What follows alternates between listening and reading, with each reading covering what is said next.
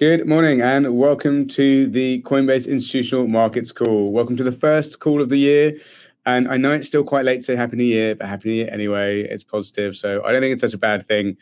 It's been a busy start to the year, as you can imagine. We now have 11 Bitcoin ETFs. We almost hit 50K, and we've already had one hack in the space. At this time, it was in a certain X account, but we will leave that one there for now. Before we get into the show, I want to pass over to David to run through his chart back, which was a guide to crypto markets. So David, what was that? I think you published it yesterday and it's had some great feedback so far. Yeah, so we actually teamed up with Glassnode to create this. So like you said, it's the guide to crypto markets. And what we do is look at some of the most important on-chain analytics, some of the important trading metrics that you have in crypto. And we thought it'd be a good time to put this out, timed with the spot Bitcoin ETF, because we figured most eyes are on this asset class at the moment, but there are a lot of questions about how to trade it. Where are we in the cycle? Will this momentum carry us through the first half of the year? What do I need to do in order to kind of logistically kind of do this in either spot, futures, options? So this is a way to kind of address those questions and just help people if they're the early part of the journey, as well as for people who are already familiar with it, but just need a little bit more guidance in terms of how to trade these things. Amazing. I think timing is perfect because I say this so often to people, and I'm sure I've said it on the podcast before, but crypto is similar to many other assets and takes properties of equities and credit and rates and all sorts of things, but is not identical to anyone. So having that one chart back where you can kind of figure out how to trade it and how to think about it, I think is incredibly helpful. So we'll put a link to that into the show notes. Now, before we get into the agenda, some quick housekeeping. If you are watching on YouTube, please don't forget to scan the QR code to get access to that chart pack and all of David's fantastic research and notes from the trading team as well. If you are listening on podcast, that information will be in the show notes. And lastly, don't forget to like and subscribe. It's how others hear about us and helps us go up those charts. Now, without further ado, let's go on to today's agenda. It's a short one, ETFs. That's it. We're going to be talking about that. It's been a huge focus of the space in general over the last, I'd say, 6 months, and really a very, very important focus in the last 3. I'm super excited to say we've got James Seyffart, an ETF research analyst at Bloomberg Intelligence, on to help us break down day one trading. It was a super eventful day, and it's fair to say I think James and his colleague Eric Balchunas have been 2 of the most followed Twitter accounts when it comes to staying up to speed with ETF approvals and insights and just general thoughtful ways of thinking about what's going on. So I know the team have a ton of questions for them, so excited to get into this call.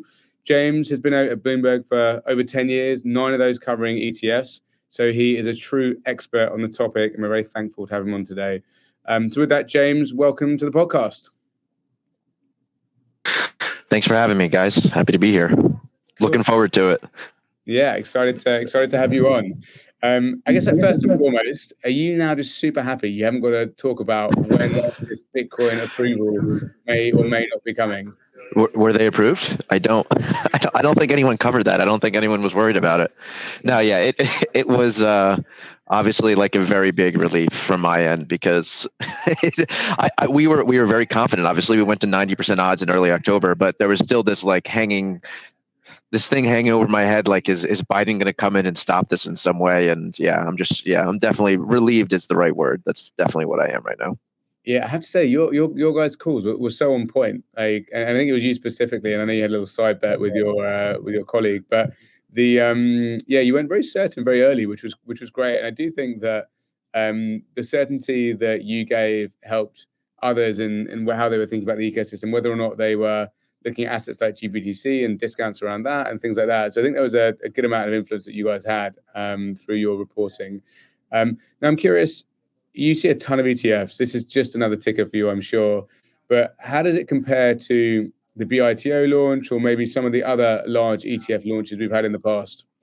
Yeah, definitely not just another ticker to me, because this has been like, we talk about this, like there's this situation where it's like the media and the coverage, like everything you hear about, that's like 5% of a typical person's portfolio. And then like there's only 5% of media and coverage is spent on stuff that's like 95% of your portfolio.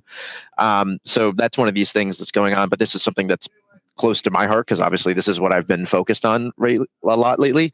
That said, it's hard to compare to other launches because we've never had a launch like this. We've never had 11 ETFs doing the same exact thing, launching on the same day and trying to differentiate on things other than fees for the most part. But right now, everyone's near zero on their fees, except for a couple, namely Grayscale and GBTC. But yeah, if you look at the BITO launch, I think people were a little more caught off guard by BITO's launch. Also, it launched into an absolute mania in Bitcoin price in October of 2021. We were also early there, calling for approvals to happen. We were saying it in August that it was going to happen, and that was like so.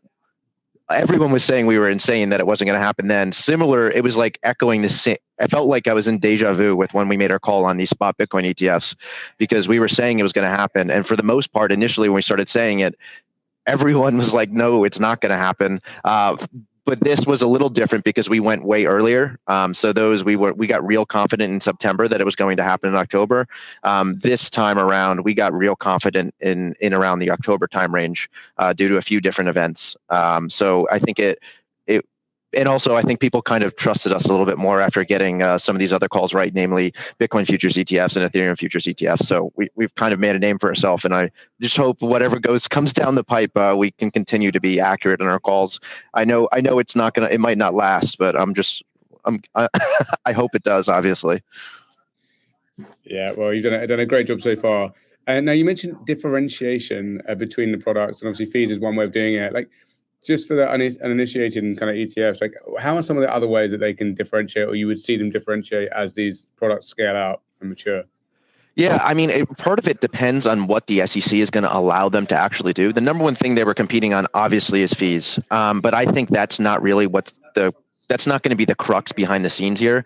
If you're a provider or an issuer and you have a lot of like relationships with different people, if you have a relationship with like an advisor or a broker or what have you, they're likely to use your brand name. So they're going to differentiate on brand name, obviously. I think ultimately they're going to differentiate on people who are doing proof of reserves and sharing their keys. Not doing that yet. They're not saying they're saying where their Bitcoin is being held. Obviously, Coinbase is the named custodian on 8 of these 11. But I think some people are going to basically do a proof of reserves type of situation. Some are like trying to do more marketing, like old school type marketing, but you can't really name your ticker for the most part in these marketing campaigns. So it's literally just like a marketing campaign for Bitcoin, which some people, if you're in the space, should really love that. And I think ultimately there will be these issuers, they need to find out like kinks of like what they're actually allowed to do and not allowed to do.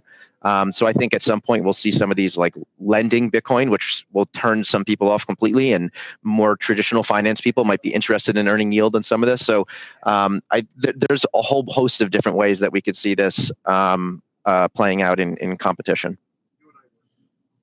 Yeah, I have to say I do quite like some of the Twitter commentary about it was Bitcoin's IPO yesterday, and kind of if you invested in 2015, you were kind of seed or series A, and it was quite amusing to kind of see that whole scope go through. David, I know you've been obviously very close to this, and you've actually published a note on this. So, would love to hand the mic to you. Yeah, I have so many questions for James. I guess two to start off with. I guess number one, how do you see the kind of the trade-off between the fees that they're charging versus the overhead they actually need to pay off? And do you think that's going to contribute to like who the ultimate winners in this are going to be? Yeah, I mean, so right now we have a bunch of these guys that are doing fee waivers. So it's actually zero cost to the end investor to invest in these things. I think 7 or 8 of them have, I think 8 of them have fee waivers right now. And their fees are extremely low. Look, it's going to contribute to who wins, but I don't think it will be the deciding factor, because what I was kind of hinting at is you have a relationship with somebody, as long as you're not like charging twice as much or 3 times as much, if you're within a few basis points of like what these other competitors are charging, I think you'll be okay based on your relationship. But that said, there is likely to just be one of these ETFs that is the de facto leader from a liquidity perspective, and even possibly from an AUM perspective. So we think there's going to be like a multi-tier approach here. We think there's going to be 1 or 2 at the very top. There can really only be one liquidity king. That's like SPY in the equities markets. It's GLD for gold, and then depending on how you narrow things down, there's one ETF that liquidity tends to coalesce around. So we think that's going to happen. Right now, it looks like that's likely to be GBTC, but they have a 1.5% fee, which is kind of unheard of. But that said, we think there'll be a tier up there, one or two at the very tippity top, and then there should be a good, healthy middle ground with people who have relationships and some of these providers that they just won, even if it's not really that profitable for them, it might even be a little bit of a loss leader. They're going to have this out there because they're going to use it for their own other ETFs, or they have relationship with clients that they want to make sure this offering is available to their relationships. And some people this is all they're doing. You have the Bitwise, the Hashdexes, the 21 shares, Valkyrie, they are solely focused on this. So everyone's going to try to differentiate in different ways. But I think if their relationships are strong and they are able to get enough AUM, if they can get a couple $100 million in AUM over the next year, they might not be rock star earning these companies tons of money, but they'll be healthy products for them. Actually, just really quick follow up on that, James. Is there an average, based on all the ETFs you've seen, not just including, the spot ETFs or just across the spectrum? Is there a threshold that you typically see that ETF needs to maintain in order to just be, I guess, not solvent, but operational? From an assets perspective. Yeah, from an asset perspective. Yeah, I'd say over 50, they're probably doing okay. But as low as the fees are, it's probably a little higher than that. I'd say if you're over 100 million. So I don't know what you guys are charging these issuers to be the custodian, right? I don't know exactly. This is a unique situation because Bitcoin, it's not we don't have the same backing of data. I know roughly what you're going to be. It's going to cost you to custody assets for an equity ETF. I know how all the plumbing kind of works very well on the equity and bond side of things. There's a lot more steps going on with these Bitcoin ETFs. So I would think that if they can get over around 100 million, I guess they're going to stick around. They'll if they're not exactly super successful, they might be break even. Even like I said, I think Kathy Wood said she would be fine if this was a loss leader for her. So I think that's the way a lot of these issuers are going to look at it. So people are like, oh, all of these are going to close. I think the over-under, I do think some of these are going to close. That's the third tier that I didn't really talk about. There are probably going to be a couple that have to close if they can't differentiate themselves or get enough assets. But that's capitalism, and that's how the ETF market works. So we'll be waiting to see. Just a quick follow-up question on that, James. So let's say we're in January 2025, and you just talked about that tiering, about how that's roughly going to look. In terms of the market share, so those guys playing in the top tier, do you think there's going to be someone at number one who's going to capture 50-60% of the market, and number two is going to be 20-30%, and let's say there's going to be a couple of smaller ones that are going to capture the remaining 20% or so? How do you think of that, in terms of rough numbers? Yeah, so it depends if you're talking about liquidity or assets. I think assets will be a little more evenly distributed, particularly if you can compete at the top. I mean, I go back to the way I look at equity ETFs. We have 4 ETFs that track the S&P 500, and you have SPY, which is losing its asset lead. It's the first ETF, but it charges 10 basis points. That said, it is nowhere near close to losing its lead as the liquidity product, right? If you talk to anyone, you talk to any traders, SPY is where you're going to trade the S&P 500. So I think right now it looks like GBTC is likely to be that, but we'll see what happens over the coming weeks, months, even years to see how that plays out. But it's unique because you asked how this compares to other launches in the past. It's also BITO it was one ticker. So once you get liquidity, it begets more liquidity.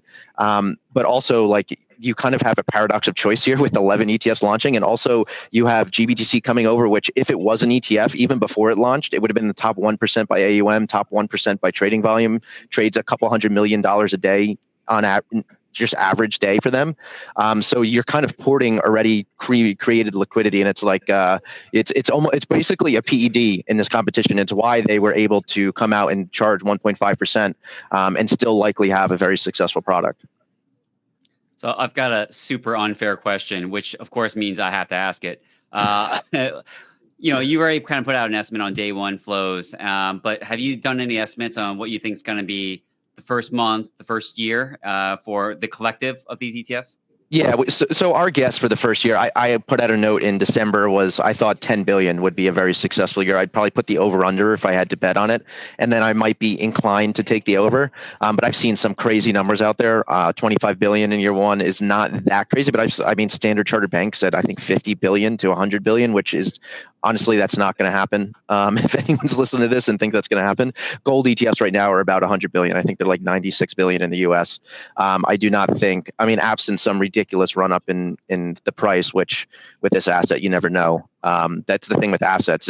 Assets they can go up via two ways, right? Price and flows. And we look at flows as the organic demand for these types of products. And right now, yeah, we have 700 million, but the way that fund accounting works, so 700 million was of inflows for day one of these ETFs. But the way fund accounting works, some of these guys were not going to get the flows until after market close today. They report their shares outstanding on a T+1 basis. So we don't actually know what happened with GBTC and likely one or two others. So we don't have a full picture yet of what happened day one. My assessment is we might have just seen a complete wash. I'm guessing we saw significant outflows from GBTC, and then a lot of that money just found itself back in these other ETFs. But I can't know that for certain yet, but that's my guess of what happened. And how does it, I hate to dominate the conversation, but how does it factor in when you see some of these big Wall Street firms like your Vanguards out there or other ones who have said that they're not going to offer this to their clients? And then there's also, I think, a big contingent of wealth managers out there like banks, broker dealers who have their own due diligence processes that they need to kind of do first before they can offer it to their clients. I mean, does that affect the timing, their thinking around the flows and the ultimate demand for this product? Yeah, so I've been saying for months, I've been on a lot of these crypto podcasts with people who think like all of a sudden billions are going to flow in day one. And I was like, one, those platforms you were talking about, you're right. There's time to take due diligence. A lot of them they need a specific timing of track record. Some of them are years, like it might be 3 years before some of these massive platforms will allow anything on. They can make exceptions, and I'm sure all these issuers are trying to be one of those exceptions. They want AUM thresholds, and also the institutions aren't like. And I don't blame them. They're not going to jump in day one. They're going to see how these things are operating. They're going to let people work out the kinks before they start putting a ton of money in these things. But yeah, as you said, so there's a lot. Merrill, UBS, Citi. But those are platforms that tend to have a much heavier hand in what they do and do not allow. So I'm not completely surprised at all that they're not going to allow people to buy these ETFs. They probably want to do their due diligence. They might just be against Bitcoin as an asset, which is it's not crazy. I'm not surprised. I am surprised by Vanguard's move, though. Not because everyone is saying Vanguard's going to launch a Bitcoin ETF. That's a question we get all the time. And I'm like, no shot. They don't have a gold ETF. It's in their ethos. They're against anything that doesn't produce cash flows. So we never expect them to launch an ETF. That said, them not letting anyone buy these ETFs is shocking to me, because when you're using the Vanguard platform, it's very much like a hands-off type approach with their brokerage. And ironically, you can buy BITO, which is the Bitcoin Futures ETF, which I would argue is a less efficient means of getting access to this asset class. And I checked what we were talking about this earlier. I checked to make sure you can still buy it on their platform, but you can't buy any of these spot Bitcoin ETFs, which it just doesn't make sense to me. So yeah, but we'll see. I've like I said, we've been focused on the longer term, what's going to happen with these flows, because a lot of these bigger players, these advisors, these wirehouse platforms for brokers, it's going to take longer for them to put these things. They usually have a tiered list. So I keep talking about tiers, but we're going to talk about tiers again. There's usually a list with things that have a green light, and then there's stuff that's a yellow light that might need you need certain sign off, or you need to go through a couple additional hoops in order to buy this for your end client. And then there's usually a list at the bottom that is do not buy, no matter what, you can't buy this. And these ETFs are likely in that red area, at least for now. That said, a lot of these platforms have set up things with like Swan and Galaxy to do private assets. So some of the work has already been done to kind of get these advisors comfortable with the asset. So it might be possible to get onto the yellow and green lists much quicker than some other asset classes. James, and you mentioned BITO a couple of times. So again, imagining ourselves sort of a year out from now, how do you see these two types of ETFs coexisting? Is there going to be some cannibalization, or can you more generally talk high level about the setup that we would have at the futures ETF? So that's more expensive, obviously, than the spot ETF, I guess, and share some thoughts on that. Yeah. So the correlation I would look to is spot gold ETFs that launched.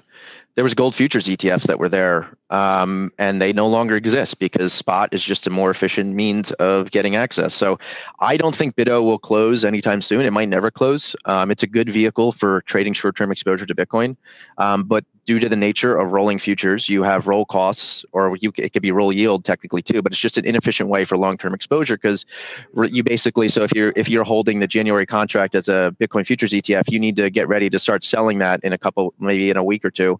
and start rolling into the February contract. And if that February contract costs more than the January contract, you're losing that. So you're selling low and buying high.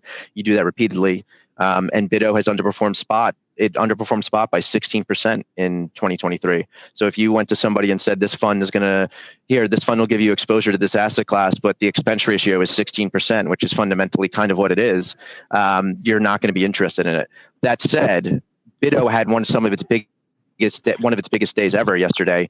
And that's because the market makers, these APs, these people on Wall Street, they're going to be using BITO, which has embedded liquidity in the same way GBTC did, to kind of basically hedge on the other side of these trades, make shorter term bets because there's more liquid there.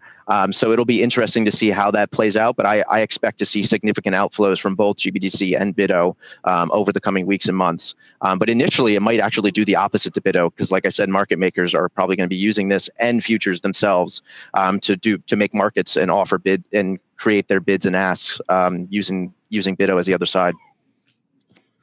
Very cool. And I'm curious how you think about other products, maybe on top of these ETFs, like whether it's options or things like that. Is that something that is predicated on liquidity and volume generally? So normally options, like BITO had options within I think it was a day trading on there. I have since learned, which I don't know, I haven't seen anyone talk about this yet. They're not allowing options on these spot Bitcoin ETFs from what I've seen. I think the SEC has to actually greenlight it, because they're technically, it has something to do with them being commodity funds. I don't know the specifics, but I've heard that it looks like there's probably not going to be options on these things. But we'll know for certain in a few days, because if there's no options next week, then what I'm hearing is probably correct, and there won't be options, which is sad, because one of the huge benefits of ETFs is we kind of view them as like a Swiss Army knife. People think they were built to compete with index funds, but ETFs were created in the 90s, basically off the back of the 87 crash. So they were built to be trading vehicles for institutions, and that's what they should be used for. In some cases, the benefit of an ETF is it brings those people, those institutions, the traders in. It brings in long-term buy and hold investors, retail traders. So everyone kind of coalesces around the same thing, and that's what helps bring in the liquidity. It gives you scale, and that's why the fees can be so low in many cases. But one of those things that makes it a Swiss Army knife is the ability to use options on them. And it doesn't look like, from what I'm seeing, that we'll get options on these. Interesting. So one to watch out for. And I guess my next question is around how it could be used in portfolios and model portfolios and things like that. Where is some of the additional demand going to come from? Obviously, you mentioned in retail institutional investors just buying the ETF, but is there other potential demand from other ETFs or portfolios and things like that? Yeah, so undoubtedly, we're probably already seeing it. I know for a fact ARK is going to buy their own ETF in their other ETFs to get exposure to Bitcoin. There will probably be other providers that do this. Mutual funds have been adding language that says they can add the Bitcoin ETF in their prospectus documents. That said, I don't know that that's going to be a massive case of assets here, but it will probably have somewhat of an impact. But that's ETFs more broadly are used like that all the time. They're often used as cash equitization sleeves. So essentially, if you have a portfolio, rather than holding cash and ending up with cash drag would mean you're in cash and the asset goes up really well, but if you held too much cash, your performance isn't going to keep up with the underlying market. So I think people will kind of do the ETFs are used like that by their own competitors, mutual funds and other areas, specifically because their ability to be traded and so liquid. And then you go to model portfolios, which is the first part you mentioned. I think BlackRock is one of the largest model portfolios out there, portfolio providers. And the way to think about this is many advisors, they're not necessarily the ones doing the actual investing. So that you can think of them in many cases are more like salesmen, or sometimes they're more about financial planning. So working with people and helping their financial plans get set up when kids for college or what have you, retirement. And they're just kind of picking generic model portfolios based on somebody's risk appetite and ability to take risk. So they have certain set allocations to these equity ETFs and these bond ETFs, and then maybe some other things. And I think some of the more riskier model portfolios eventually might include a 2% allocation or a 5% allocation to this. That said, it's probably going to take some time before we see those model portfolios, at least the ones from BlackRock, to do this. But there will probably be some model portfolio allocation here, because if you've seen any of the studies about what Bitcoin does to a portfolio from a risk-adjusted return basis, Sharpe ratio, it does good things to both the vol of the portfolio and the performance of the portfolio. So it's a very easy jump to make that somebody would put at least a sliver into these ETFs. Yeah, that makes a ton of sense. I think there's a lot of education to be done in general, and I think it just continues from yesterday. Now, you mentioned, I think, a couple of them earlier on, but wirehouses. It's an area of the ETF landscape that maybe isn't understood super well by everybody. So can you maybe just start by defining what a wirehouse is and providing some examples? Yeah. So like UBS, some of the platforms I talked about that aren't allowing them right now, they have the brokerage facing ones, but just think of it as like, I think of them, I'm not like an expert on exactly, I'm not an expert on all of them, but the way I think about it is there's these platforms where advisors and or brokers work, and like, yes, there are some completely independent advisors that will be able to do whatever they want for their end clients, but in most cases there's a back end system where they are basically, there is a compliance department, a due diligence people that will allow you to basically buy those assets. So some of those people on the platform, they're like, you can go to those wirehouses and there's model portfolios set up because they have relationships with the likes of BlackRock or even some third-party administrators that don't actually own ETFs. They'll offer those model portfolios, but you could just think of it as a platform that like everything is built up on the back of them. So a lot of the independent advisors tend to lean on for the back end systems. TD Ameritrade was acquired by Schwab, so TD Ameritrade and Schwab and Fidelity. So the fact that Fidelity is here launching these things they have a lot of vertical integration between that, so that they're not a wirehouse, but you can think about them as like having heavy vertical integration because they're the asset manager, they're providing back end infrastructure for advisors, and they're doing the custodial relationship there. So that will be interesting to see. That said, you can still buy any of these ETFs you want using their platform. And Schwab is adding all of these too. So for the most part, it's just you can think about the wirehouses being more institutional grade. They're going to be slower to take up on this. But I know for a fact, I've heard rumors not rumors. I've heard substantiated info that a lot of these wirehouse platforms already have the ability for advisors to go into private Bitcoin funds and custodial relationships with the likes of Swan and Galaxy, as I hinted, and OnRamp actually is another provider. And so, but that would be, I talked about that green, yellow, red, that they're currently in that yellow mark to do that private trust. And there's a lot of friction to do kind of that stuff. If you're only going to put 2% of your assets in these things, if you're at one of these wirehouses or one of these advisor platforms that don't allow it yet, or they maybe do allow to go the private route, it's so much more efficient to be able to just click buy an ETF like you do on everything else, right? So if they can get to that, even the yellow level with the ETF, it will be significant uptick for these platforms to allow them to buy these things. So James, I'm sure you're happy to kind of be done about talking about spot ETFs. So let's talk more about spot ETFs on the ETH side instead of Bitcoin. Like, number one, how much of a template do you think the spot Bitcoin ETFs are for a potential spot ETH ETF in the future? And I think like your calendar shows that the most nearest deadline is sometime in May, I believe. Yeah, so Van Eck and ARK both filed on the same day. I'm not sure what happened in the bureaucracy end, but ARK's deadline is actually a day later due to the when it was posted to the Federal Register, but that's wonky stuff that we don't need to get into. But yeah, May 23rd is Van Eck's date. That's basically the equivalent of ARK and 21 shares is January 10th date. So my personal view right now is we're somewhere over 50% odds that we see a spot ETF. We think it might happen by that May 23rd date. Otherwise, I do think it's going to happen in 2024. Our odds are probably somewhere around 70% right now. That said, ETH is a different asset from Bitcoin.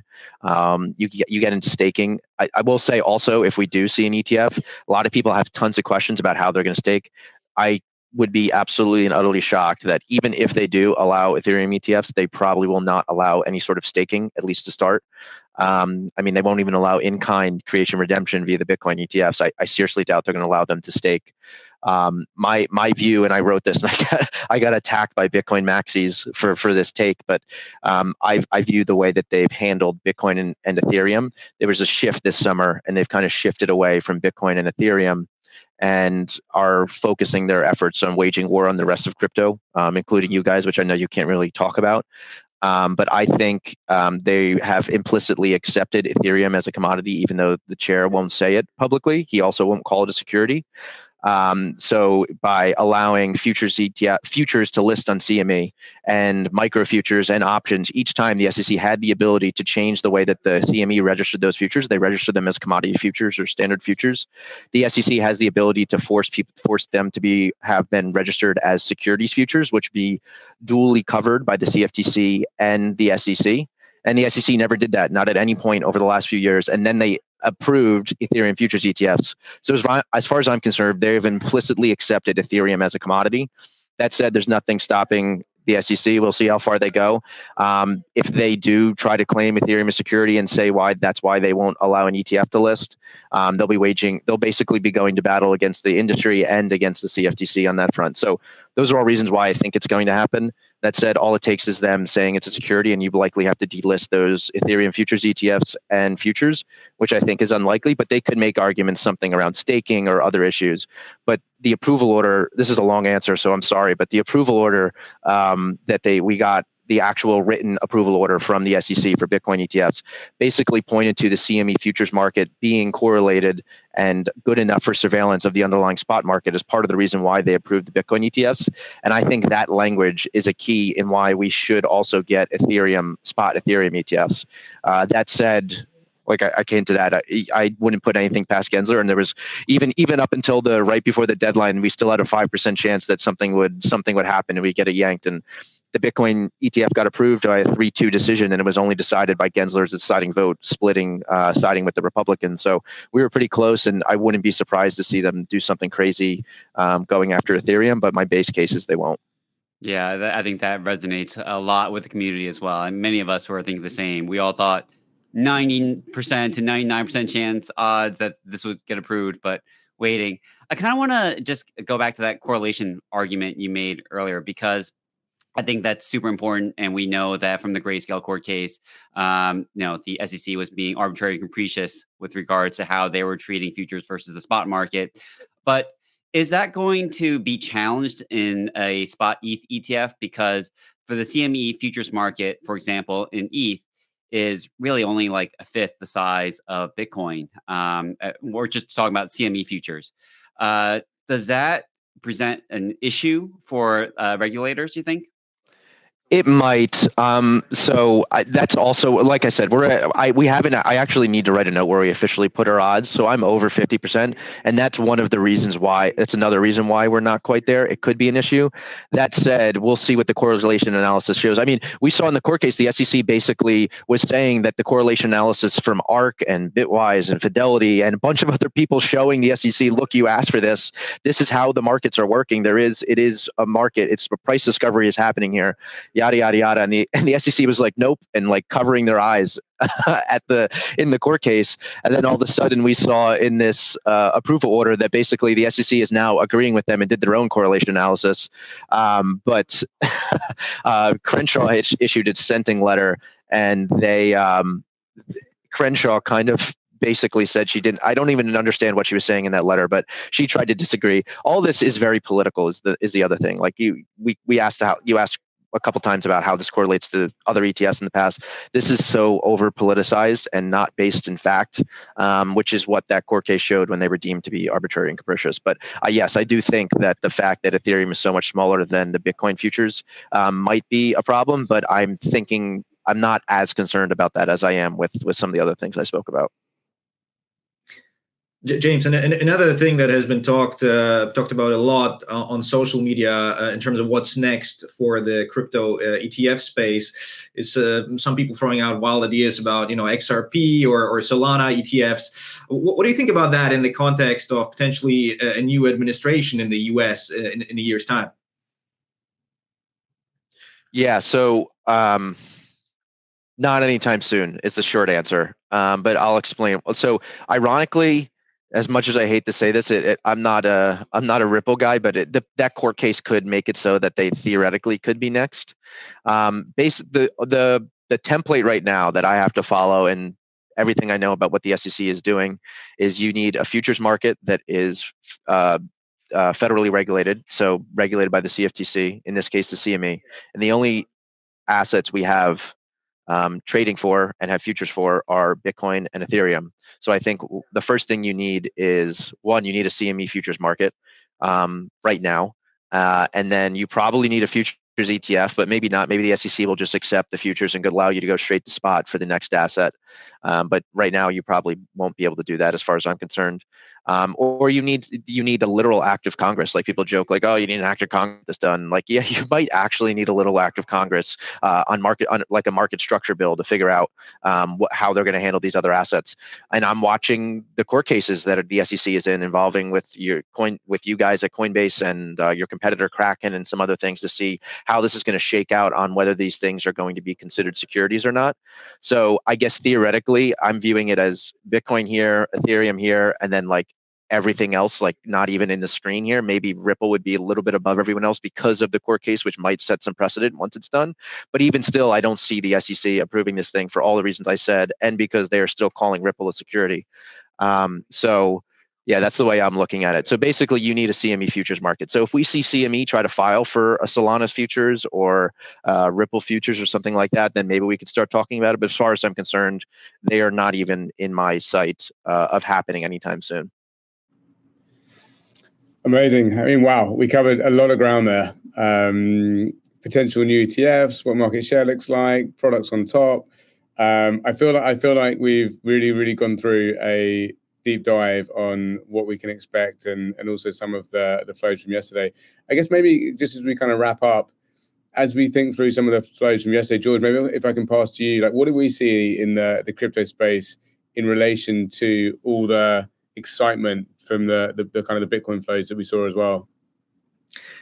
Yeah, I mean, it's funny that you say that. But you know, like, looking at the price section, I think the feeling I had almost at certain points was that it almost felt like they just approved an ETH or ETH ecosystem ETF and not a Bitcoin spot ETF, right? If you look at some of the top performers on a week-on-week basis, ENS is up 83%, ETH Classic up 56%, and generally speaking, a lot of the higher beta ETH ecosystem tokens doing really well.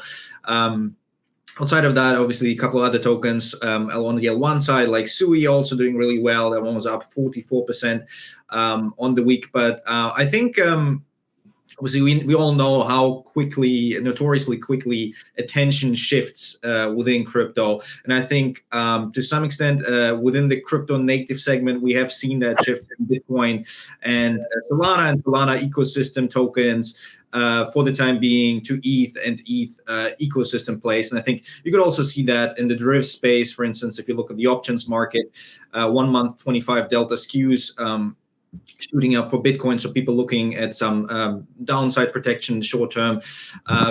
ETH, for instance, where that move has been more moderate. But just to put that into context, basically, I think over the last 48 hours or so, we've seen ETH BTC move up about 26-27%. So that's it's definitely the first time this has happened in quite a long time, and also probably a function of, you know, ETH not getting a lot of love for a number of months now, and because of that positioning. But yeah, it'll be quite interesting to see what happens. I guess the other question here is, and I've seen some people talk about that, is comparing the current launch to the local top we had in the market with the BITO launch a couple of years ago. So are we going to have a similar situation where the market is going to lose some steam, at least in the short term? I think in the long term, we can probably all agree that this, you know, this moment of the ETF launch is going to be extremely bullish for the whole space. Yeah, a historic, a momentous occasion. But James, going to leave final question with you. Now that Bitcoin ETF is approved, you must have a ton of spare time. So what are you going to be doing now? I actually don't, because now I'm trying to cover the race and figure out how much money is actually going in. And I like you kind of hinted at, we're going to be covering this and then also shifting to looking at what's going on with ETH. And then the other part of this is like I also cover every other ETF in the asset management world. So I've left a lot of other stuff to the wayside over the last month that I need to pick up and update and refresh. And I'm building some cool stuff for that side of things. But obviously, I'm always going to have an eye on what's going on here. But yeah, no real rest. But I am very much looking forward to this 3-day weekend. Very, very much. Yep, I can definitely believe that. I'm sure it's been a pretty crazy period over the last couple of months. But thank you so much for reporting in such a great way. And for those that want to follow James, check him out on Twitter. Obviously, there's going to be updates on flows that he's looking into now, and also the ETH ETF. And also, there are other ETFs that aren't crypto related for those that would do such a crazy thing as look at those. But anyway, James, thanks so much for joining, and thanks so much to our production team, David, George, and we will see you next week. Take care.